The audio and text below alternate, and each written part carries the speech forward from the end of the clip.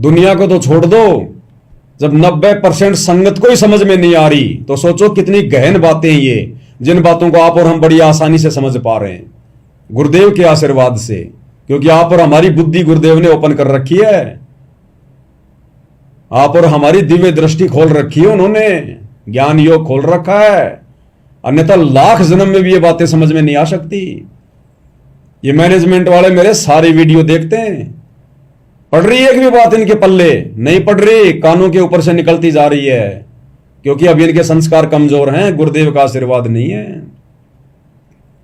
ये बहुत upper level की बातें हैं। गुरुदेव ने बताया बच्चों यहां पीएचडी का ज्ञान समझना आसान है, ये कबीर परमेश्वर का तत्व ज्ञान समझना ये ब्रह्मा विष्णु महेश की बस की बात नहीं है। और जिनके समझ में आ रहा है तो शुक्र मनाओ अपने गुरुदेव भगवान का, जो परमात्मा की असीम रजा है उनके ऊपर, तो वो अविनाशी राम मिलेगा हमें। यानी यही कबीर परमेश्वर सतगुरु रामपाल जी अपने इसी रूप में, इसी शकलो सूरत में हमें शतलोक में बैठे हुए मिलेंगे अपने तेजोमय रूप में, उस सिंहासन पर जिनके एक रूम में करोड़ सूरज करोड़ चंद्रमा मिला दो, इससे भी तेज रोशनी नूर, जो आंखों में ना चुभे, शीतलता दे। जितनी ज्यादा रोशनी होगी उतनी ज्यादा शीतलता मिलेगी, आनंद आएगा उनके रूप को देखकर। तो यही सतगुरु रामपाल जी भगवान, वो कबीर परमात्मा है जो सतलोक से अपने रूप को हल्का करके आप और हमें आज ये ज्ञान समझा रहे हैं, भक्ति और मुक्ति की राह दिखा रहे हैं। तो ये है वो अविनाशी परमात्मा। अगर ये अविनाशी नहीं है या नहीं होते तो भाई ये लास्ट का जो संध्या आरती का शब्द है ना मेरे गुरुदेव भगवान, ये गरीबदास जी के सदग्रंथ का नहीं है, ये कबीर जी का बनाया हुआ नहीं है, ये सतगुरु रामपाल जी ने बनाया। सतगुरु रामपाल जी ने आप और हम भक्तों के लिए ये शब्द गाकर उन्होंने अपने गुरु की भी महिमा कर दी, आदरणीय राम देवानंद जी की। अब राम देवानंद जी कोई अविनाशी थे क्या? तो उन्होंने अपने गुरु की महिमा के लिए ये शब्द नहीं बनाया स्पेशल, वो तो एक मुंह बोले शिष्य की भूमिका करते हुए आप और हमें वो भक्ति का पाठ पढ़ाने के लिए, वो तो केवल दिखावे में बोल रहे थे मेरे गुरुदेव भगवान। आप और हमने हकीकत में बोलना है और अमल करना है, क्योंकि आप और हमें हकीकत में जो गुरु मिला है वो अविनाशी मिला है, कबीर भगवान मिले हमें। इसलिए आप और हमारे लिए गुरुदेव ने शब्द बनाया है, अवगुण किए घनेरे फिर भी भले बुरे हम थारे, और दास को जान के निपट नादान मोहे बख्श दियो अविनाशी। तो अविनाशी अपनी आरती स्वयं करवा रहा है। आपे आरती आपे साजे, आपे किंगर आपे बाजे, आप नचे आप देखन हारा। तो ये है वो अविनाशी परमात्मा धरती पर वर्तमान में सतगुरु रामपाल जी। तो भाई चाहे जून में मनवाओ, चाहे फरवरी में मनवाओ, और चाहे दिसंबर की सर्दी में मनवाओ, गुरुदेव आदेश देंगे उसी समय मनाएंगे। उनका आदेश जो अपने कानों से सुनेंगे और आंखों से देखेंगे, सिरोधारिये, सौपन में भी नहीं सोच सकते अवहेलना करने की, लेकिन उनको सामने रख के मनाएंगे, उनकी तस्वीर को सामने रख के मनाएंगे कि ये है रियल कबीर, अविनाशी कबीर। और रोज मनाओ इनका तो प्रकट दिवस, रोज मनाओ। ये तो दिन में 10 बार सतलोक जाते हैं, 10 बार नीचे आते हैं, तो क्या जून क्या दिसंबर। लेकिन वो दाढ़ी मूछ वाला बीच में रख के उस मुर्दा को अपना भगवान मान के, अपना बाप मान के हम अपने कर्म नहीं फोड़ेंगे, और ना अपने गुरुदेव को अपनी अज्ञानता का परिणाम देंगे इस कलयुग की पिछली पीढ़ी में। इतना सबको समझाने के बाद, इतने प्रमाण देने के बाद, और फिर भी तुम्हारी आंखें बंद हैं, फिर कौन से दिन समझ में आएगी। और कैसे कैसे प्रमाण दे रखे हैं गुरुदेव भगवान ने हमें। हम इंसान हैं, जानवर थोड़ी ना है जो समझ में नहीं आएंगे। समझ में उनके नहीं आएंगे जिनकी आंखें फूटी पड़ी है। उनको तो 650 साल पहले भी समझ में नहीं आया था, अब कहां से आ जाएगा। अब एक छोटा सा सत्संग सुनाते हैं तुम्हें गुरुदेव का 20 सेकंड का, तो इसे समझ में आएगा अविनाशी कबीर कौन है। इन आश्रम वालों ने जो एआई से वीडियो बना दिया 25 मिनट का, संत और परमात्मा का अद्भुत मिलन, यानी सतगुरु रामपाल जी को और दाढ़ी मूछ वाले कबीर जी को, जिसके दर्शन संगत ने स्वप्न में भी नहीं किए होंगे, जो धरती पर है ही नहीं, जिसका अस्तित्व नहीं, उसको तो कबीर भगवान की संज्ञा दे दी गई। और जो वहां पर हमारे लिए यातना भोग रहा है, संघर्ष कर रहा है, लोगों की गालियां खा रहा है, सौ सुख दे रहा है, जो सुख हमारे भगवान नहीं दे पाए हमें आज से पहले, ऐसा निर्मल ज्ञान कोई नहीं दे पाया, उसको खाली एक गुरु मान के, एक संत मान के साइड में कर दिया। और कह रहे 1997 में संत रामपाल जी को तो कबीर जी ने सतलोक भेज दिया। बस वही तक काम था संत रामपाल जी का। वो एक जीव थे, उनके बस की बात नहीं थी संत रामपाल जी के कि वो किसी का मोक्ष करा दें, किसी का कल्याण करवा दें, किसी को मुक्ति प्रदान करवा दें। ना ना ना, वो तो कबीर जी आए फिर 1997 में और संत रामपाल जी के रूप में लीला कर रहे हैं। क्या कह रहे हैं गुरुदेव भगवान, सत्संग को ध्यान से सुनिएगा। परमात्मा कहते हैं मैंने यह ठीक रख दी कि 5505 जब कलयुग आओगा उसके बाद पूरे विश्व में ज्ञान फैलेगा और सारा संसार मेरा शेष होगा। मेरी भक्ति करेंगे मेरे बच्चे, मुझे पहचानेंगे और सारे एक होंगे जो भिन्न भिन्न बाटों में बटके विभागों। अब क्या बताते हैं, क्या कह रहे हैं यहां पर क्या कह रहे हैं गुरुदेव भगवान? कबीर सागर में लिखा हुआ दिखा रहे हैं कि क्या कहा था कबीर परमात्मा ने कि जब लग आवे नहीं ठीक को तिथिवार, कि जब तक वो ठीक का समय नहीं आएगा। कौन सा समय? सन 1997 वाला समय, 5505 वाला समय।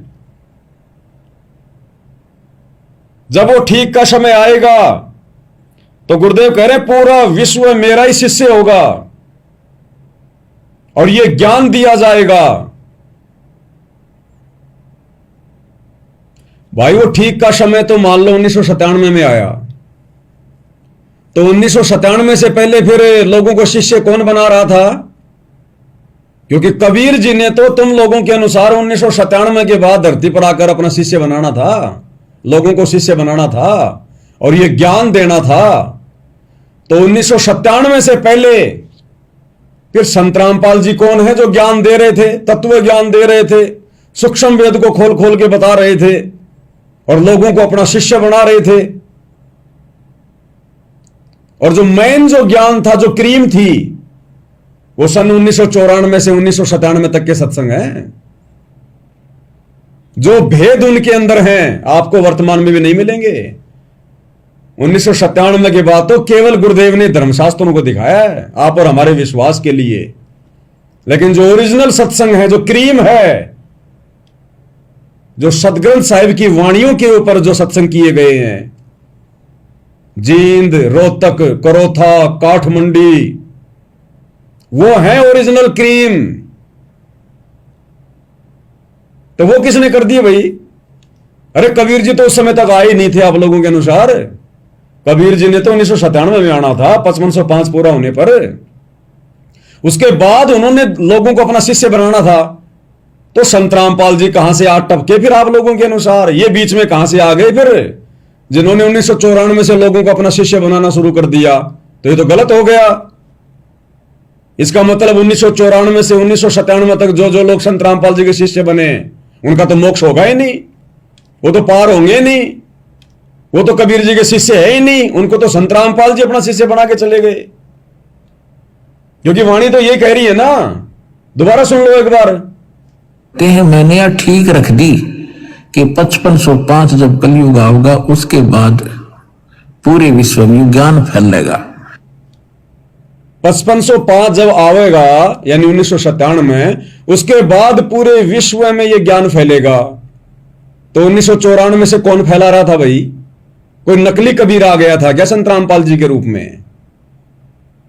उससे पहले कौन फैला रहा था? यह ज्ञान तो 1997 के बाद में फैलाना था कबीर जी ने आकर। और क्यों नहीं आए भाई कबीर जी? अरे कबीर जी क्यों नहीं आए? अरे कबीर जी का तो दाढ़ी मूंछ वाला रूप है ना, तुम लोगों ने जो साबित कर दिया उसमें वीडियो में 25 मिनट वाले में कि बेटा रामपाल ये मेरा ओरिजिनल रूप है, ओरिजिनल रूप। तुम लोगों ने बनाया ना वो वीडियो 3D 25 मिनट वाला कि ये मेरा ओरिजिनल रूप है। सुन लो एक बार क्या कह रहे हैं। इस सत्य पुरुष कबीर हूँ। कबीर परमेश्वर जी सबको जिंदा बाबा के वेश में मिले, आप तो जिंदा बाबा वाले वेश में नहीं हो। जिंदा महात्मा तो मुसलमान साधु होते हैं। मुसलमान धर्म तो अभी 1500 साल पहले ही बना है। मेरा असली वेश तो यही है जिस रूप में मैं तुम्हारे सामने खड़ा हूँ।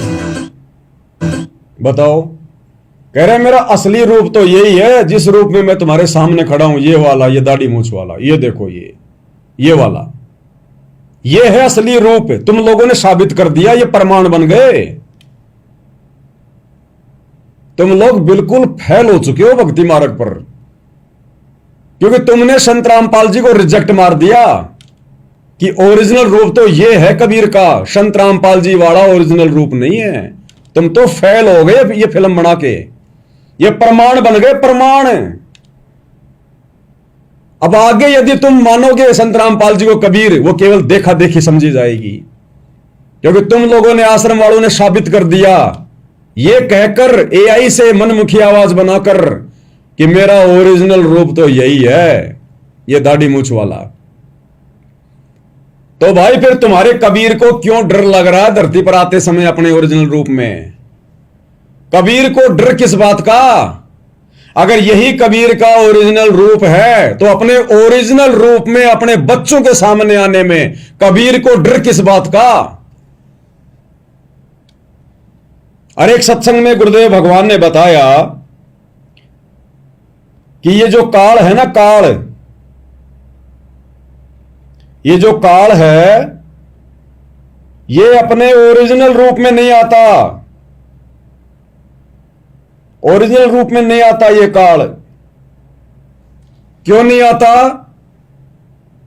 क्योंकि उसको श्राप लगा हुआ है, उसने गलत कार्य किया हुआ है, जिस कारण से उसको शर्म आती है आप और हमारे सामने आने में। उस काल को शर्म लगती है क्योंकि उसने गलत काम किया हुआ है, इसलिए वो सामने नहीं आता।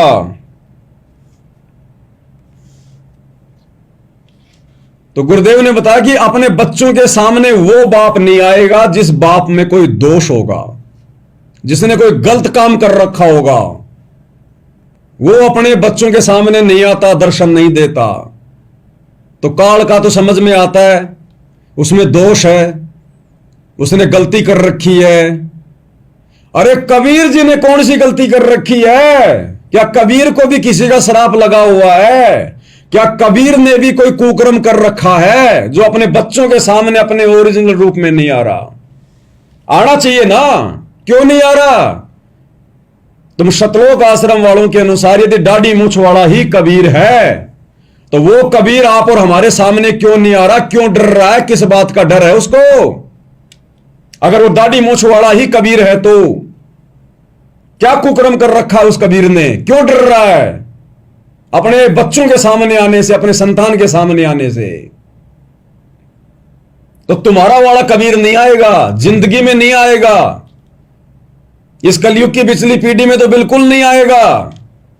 लेकिन हमारा कबीर, हमारा बाप, हमारा पिता, ओरिजिनल कबीर सतगुरु रामपाल जी, ये काल की तरह छुपता नहीं है, इसको किसी का डर नहीं है। कुकर्म, अपराध, पाप इनके आसपास भी नहीं है। और ये ओरिजिनल कबीर अपने वचन अनुसार कि 12वें पंथ हम ही चलावें, सब पंथों को मिटाकर एक पंथ चलावें। तो 17 फरवरी 1988 को गरीबदास जी के 12वें पंथ में सतगुरु रामपाल जी ने, ओरिजिनल कबीर जी ने आदरणीय रामदेवानंद जी को 650 साल पहले की तरह अपना मुंह बोला गुरु धारण करते हुए और सब पंथों को मिटाकर एक पंथ चलावें। सन 1994 में अपने यथार्थ 13वें कबीर पंथ का झंडा गाड़ दिया और पूरे विश्व को ज्ञान दे रहे हैं। पूरे विश्व को पांचवा वेद सूक्ष्म वेद पढ़ा रहे हैं। गरीबदास जी का ग्रंथ ये सूक्ष्म वेद है, पांचवा वेद है। खोल सकता है कोई उस कबीर के अलावा? इसको खोला किसी ने आज तक? तो ये है ओरिजिनल कबीर सतगुरु रामपाल जी, जो सबके सामने है। इसलिए कहते हैं सकल पदार्थ है जग माही और कर्महीन नर पावत नाही। जो कर्महीन संगत होगी वो अपने बाप को नहीं पहचान पाएगी, और जो उसके हंस होंगे वो पहचान लेंगे। पहचान लिया और आज उसकी महिमा कर रहे हैं। फाड़ दिया उस दाढ़ी मूंछ वाले नकली कबीर को कि ये नकली फेक मुर्दा ओरिजिनल कबीर सतगुरु रामपाल जी।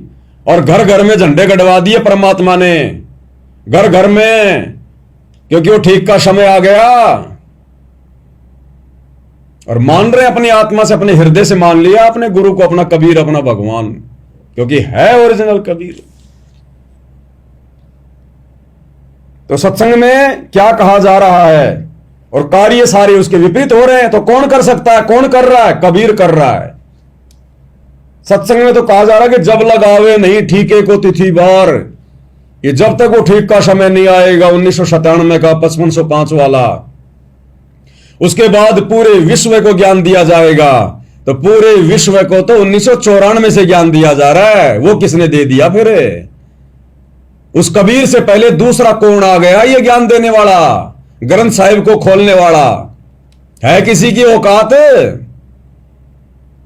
तो ये परमात्मा ने कुछ संकेत छोड़ दिए, नहीं तो ये काल इन आश्रम वालों को निमित्त बनाकर ये 3D फिल्में बनवाकर सतगुरु रामपाल जी को जिंदगी में किसी भगत से परमात्मा नहीं मनवाता, उल्टा कर देता सारा सब कुछ। लेकिन ये परमात्मा ने जानबूझ के ऐसे सबूत छोड़ दिए समय से पहले आकर। अगर दाढ़ी मूंछ वाले कबीर ने, जिसका ओरिजिनल रूप बता रहे हो तुम दाढ़ी मूंछ वाला, अगर उसी ने आकर 1997 में ये ज्ञान देना था तो अपने ओरिजिनल रूप में ज्ञान देना, छुपता क्यों फिर रहा है? अरे संत रामपाल जी की आड़ क्यों ले रहा है?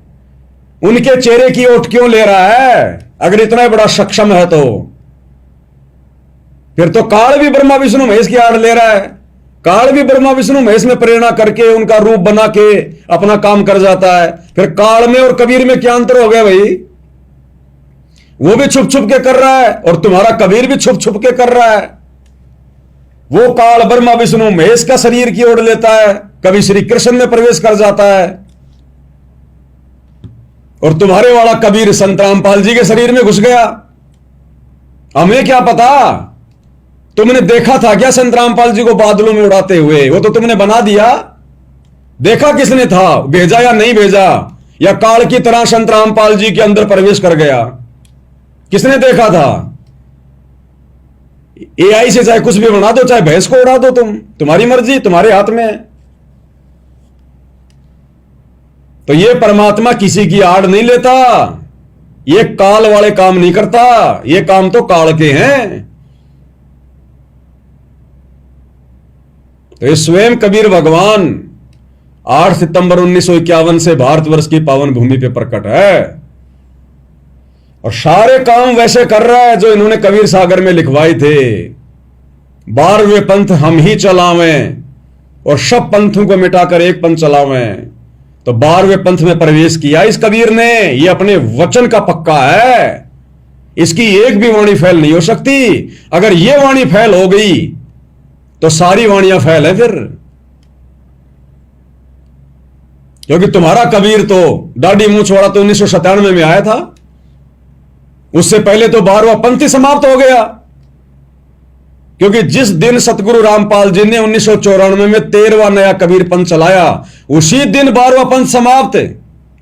और तुम्हारा कबीर आ रहा 1997 में, तो वाणी के अनुसार तो कबीर झूठा हो गया कि 12वें पंथ हम ही चलावें। तो 12वें पंथ में तो आए नहीं कबीर, लेकिन भाई वो कबीर आ गया अपने ओरिजिनल रूप में, संत रामपाल जी वाले रूप में, 12वें पंथ में। और नया भी शुरू कर दिया, सब पंथों को मिटाकर एक पंथ चलावें, 94 में शुरू भी कर दिया। तो क्या कहा जा रहा है, समझो संकेत।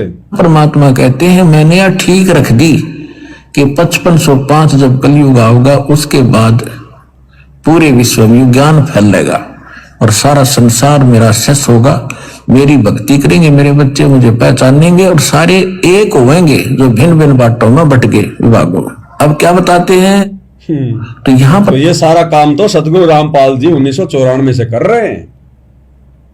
आगे क्या कह रहे हैं परमात्मा कि जब वो 5505 वाला समय आएगा तब हम आएंगे, तब हम आएंगे और पूरे विश्व को ज्ञान समझाएंगे और तुम गवाह बनोगे विश्वास के लिए। गरीबदास जी को कह रहे हैं उस समय तुम गवाह बनोगे विश्वास के लिए। सुनिएगा एक बार ध्यान से गुरुदेव के मुख कमल से। और मैं तेरे साथ रहूंगा बेटा, जब तू मर्यादा में रहेगा और मेरी भूल नहीं पड़ेगी, तेरे ऊपर कोई आपत्ति नहीं आने दूंगा, तेरे साथ रहूंगा, एक सेकंड सेकंड की तेरी केयर टेक करूंगा, मेरे से छुपा नहीं कुछ भी।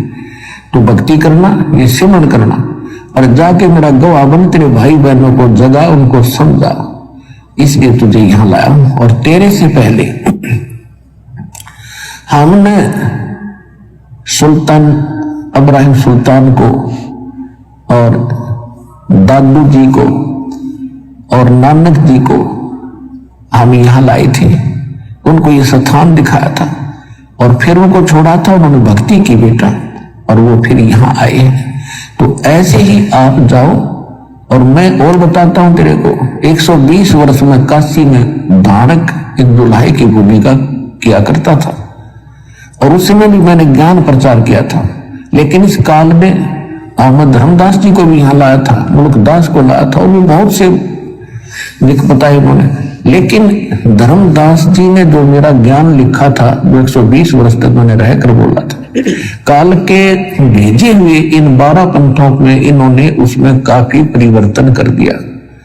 अब मैं तुझे वो ज्ञान पुनः दूंगा, तेरे अंतःकरण में फीड कर दूंगा और तू वहां जाकर बेटा इसने सुनाना और लिखवाना।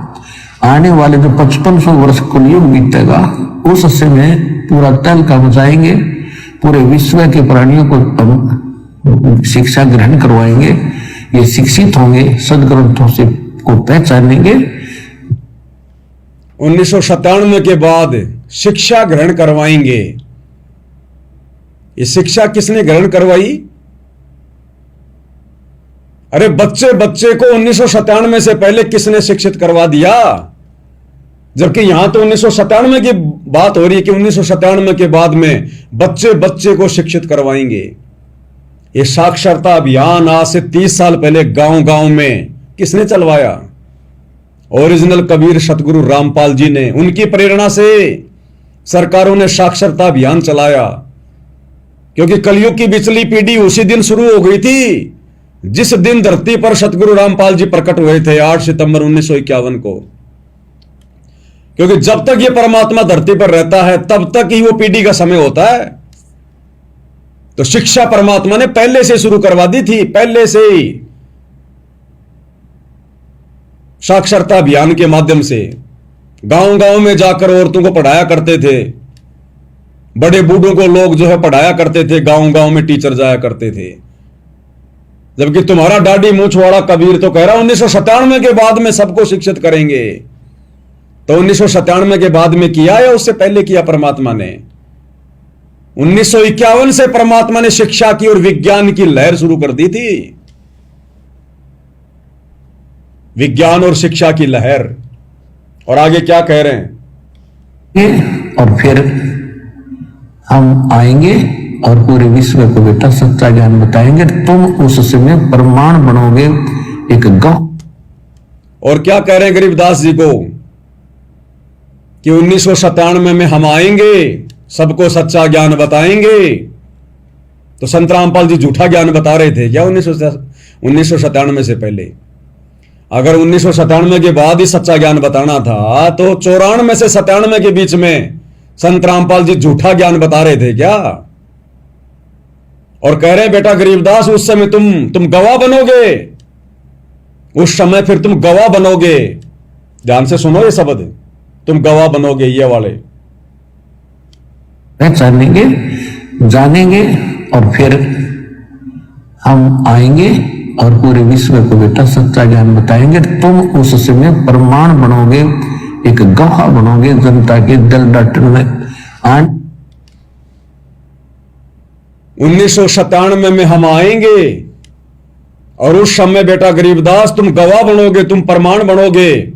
गरीबदास कैसे? गरीबदास जी के द्वारा लिखा गया सदग्रंथ।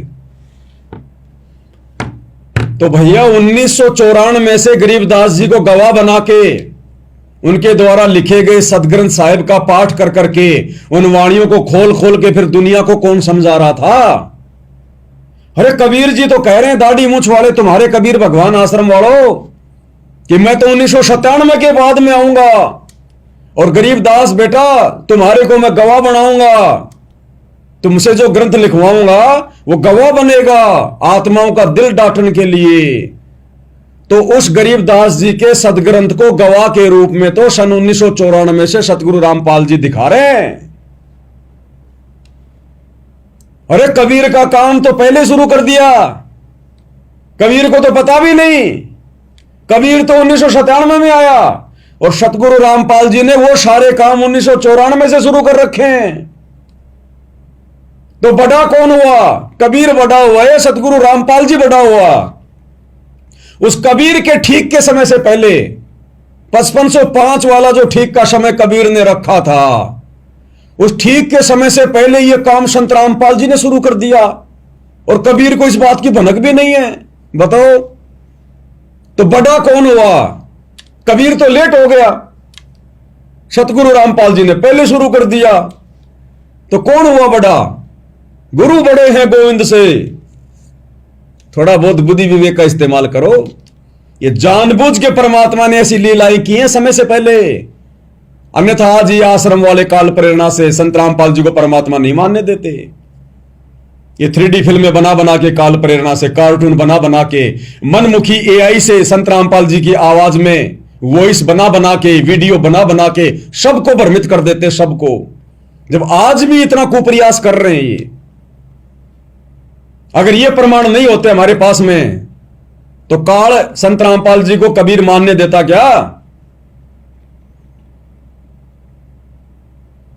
तो भाई कबीर जी ने तो कहा था कि जब उन 5505 वाला समय आएगा तब हम तुम्हें गवाह के रूप में सबके सामने पेश करेंगे, लोगों का दिल डांटने के लिए। तो कबीर की तो वाणी फेल हो गई। वो तो 1997 के बाद होना था और 94 से संत रामपाल जी ने गरीबदास जी को गवाह के रूप में पेश कर दिया दुनिया के सामने, पाठ कर करके, सत्संग कर करके। जींद के, रोहतक के, काठमंडी के, करोथा के, वो काम तो पहले हो गया। अरे ये काम तो 1997 से पहले हो गया, बाद में तो केवल वेद शास्त्र दिखाए हैं संत रामपाल जी ने। गरीबदास जी को तो पहले पेश कर दिया था गवाह के रूप में गांव गांव जाकर। तो कौन है कबीर? और वो ही कबीर है दाढ़ी वाला 1997 में आने वाला। तो आता अपने ओरिजिनल रूप में। किस बात का डर है, किस बात का भय सता गया? फिर तो काल भी अपने ओरिजिनल रूप में नहीं आता और तुम्हारा कबीर दाढ़ी वाला भी ओरिजिनल रूप में नहीं आया। फिर काल में और कबीर में क्या अंतर हो गया भाई? तो बुद्धि का इस्तेमाल करो, पहचानो अपने गुरु को, अपने परमात्मा को, अपने कबीर को। आगे क्या कह रहे हैं गुरुदेव भगवान, क्या कह रहे हैं? ध्यान से सुनिएगा। तो यहां गीता ज्ञानदाता 7वें अध्याय के 19वें श्लोक में कह रहा है, क्या कह रहे हैं सत्संग में गुरुदेव भगवान? कि ज्ञान देने के लिए आपके पिता को स्वयं ही आना पड़ता है। ज्ञान देने के लिए आपके पिता को, हम आत्माओं का पिता कौन? कबीर, स्वयं ही आना पड़ता है। सुनिए, तो यहां गीता ज्ञानदाता 7वें अध्याय के 19वें श्लोक में कह रहा है, कि उस परम अक्षर ब्रह्म यानी वासुदेव की महिमा बताने वाला और उसी को की भक्ति दृढ़ करवाने वाला ऐसा संत, ऐसा साधु तो बड़ी मुश्किल से प्राप्त होगा अर्जुन। तो पुण्यात्मा, जैसा कि दास बार बार आपको सत्संग में सुनाता है, सुनिएगा, कि परमात्मा के विषय में जानकारी जीव नहीं बता सकता, परमात्मा की जानकारी परमात्मा ही बता सकता। तो उसकी अपनी जानकारी देने के लिए आपको आपके पिता को स्वयं आना पड़ता है। वो आपका पिता है, हम सबका मालिक है। सुन लिया कि परमात्मा के विषय में यहां जानकारी, गीता ज्ञानदाता 7वें अध्याय के 19वें श्लोक, परमात्मा के विषय में जानकारी जीव नहीं दे सकता। स्पष्ट कर दिया कि परमात्मा के विषय में जानकारी जीव नहीं दे सकता। और तुम लोगों ने वो 3D फिल्म बनाई 25 मिनट की, संत और परमात्मा का अद्भुत मिलन, उसमें क्या कहा? कबीर जी सतलोक से आकर कह रहे हैं संत रामपाल जी को कि बेटा रामपाल, तू मेरी परमहंस आत्मा है, मैंने ही तुझे ये ज्ञान देने के लिए भेजा है। अरे तो जीव तो जानकारी दे ही नहीं सकता परमात्मा की, फिर कबीर उल्टे काम क्यों कर रहा है? एक तरफ तो कह रहा है कि जीव परमात्मा के विषय में जानकारी नहीं दे सकता, और फिर कबीर संत रामपाल जी को भी भेज रहे हैं, एक जीव को भी भेज रहे हैं जानकारी देने के लिए। ये तो दोगला काम हो गया फिर। तो जीव तो परमात्मा के विषय में जानकारी दे ही नहीं सकता। और फिर गुरुदेव कह रहे हैं कि अपने विषय में आपको जानकारी देने के लिए, यानी परमात्मा ने अपने विषय में हमें जानकारी देने के लिए, 21 ब्रह्मांड के प्राणियों को जानकारी देने के लिए आपके पिता ने स्वयं ही आना पड़ता है। जब स्वयं ही आना पड़ता है, अरे आप अपने गुरुजी की बात को तो सत्य मानोगे ना, या गुरुजी की बातों को भी झूठा ले रहे हो? तो गुरुजी कह रहे हैं कि आपके पिता को अपने विषय में जानकारी देने के लिए स्वयं ही आना पड़ता है। तो 1994 से उस कबीर के विषय में जानकारी कौन दे रहा है? कौन दे रहा था? जब कबीर को ही आना पड़ता है अपने विषय में जानकारी देने के लिए, दूसरा नहीं दे सकता जीव। तो 1994 से जो सतगुरु रामपाल जी जानकारी दे रहे थे, बताओ फिर क्या मानोगे? उनको जीव मानोगे या परमात्मा मानोगे? अगर अपने गुरु को जीव कह दिया तो मर गए उसी समय, तुम डूब गए भक्ति से, इस जन्म में तुम्हारा मोक्ष नहीं है। और अगर परमात्मा कहोगे कि सतगुरु रामपाल जी स्वयं कबीर भगवान है, तो फिर दाढ़ी मूंछ वाले को छोड़ दो, फिर फाड़ फाड़ के फेंक दो हमारी तरह। एक के सादे सब सदे, सब सादे सब जाए, और माली से चे मूल को फले फुले गाए। ये परम संत के वचन हैं। अगर एक भी वचन फैल हो गया, दुनिया इनकी भक्ति नहीं करेगी। तो क्या कह रहे गुरुदेव कि अपने विषय में आपको जानकारी देने के लिए आपके पिता ने स्वयं ही आना पड़ता है।